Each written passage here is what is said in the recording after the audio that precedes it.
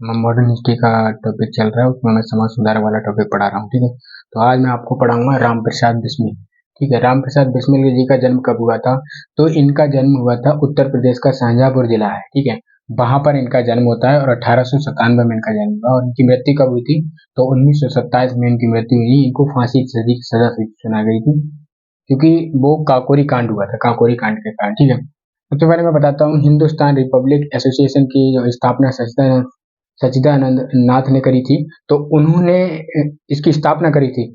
ये उसके सदस्य थे, स्थापना नहीं करी थी। ये सदस्य रहे थे कौन? राम प्रसाद बिस्मिल, जो हिंदुस्तान रिपब्लिक एसोसिएशन के। ठीक है, और 1925 में 9 अगस्त 1925 में काकोरी कांड हुआ था। ठीक है, वो को राम प्रसाद बिस्मिल ने अंजाम दिया था। ठीक है, काकोरी कांड क्या था थोड़ा मैं बताऊं।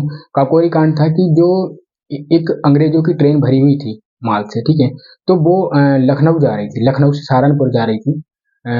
ठीक है, तो सहारनपुर के बीच में, इन लखनऊ सहारनपुर के बीच में एक जगह पड़ती है काकोरी। काकोरी में ये 3 लोग थे उस समय। एक असफुल्ला खां थे, और रोशन लाल सिंह थे, और तुम्हारे राम प्रसाद बिस्मिल थे। इन तीनों ने क्या काम करा? ट्रेन लूटने की कोशिश करी।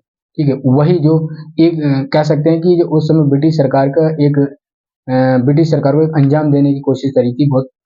ठीक है, तो उन्होंने ट्रेन लूटी। उसी समय इनको पकड़ लिया गया था। और राम प्रसाद बिस्मिल को 1927 में, यानी कब घटना हुई? 9 अगस्त 1925 को घटना हुई थी। थोड़े दिन बाद, 2 साल बाद इनको 1927 में इनको फांसी की सजा सुना दी जाती है। ठीक है, तो इस बात को ध्यान रखना है। इनकी एक कविता है, इन्होंने एक कविता लिखी है कि सरफरोशी की तमन्ना अब हमारे दिल में है, देखना है कि कितना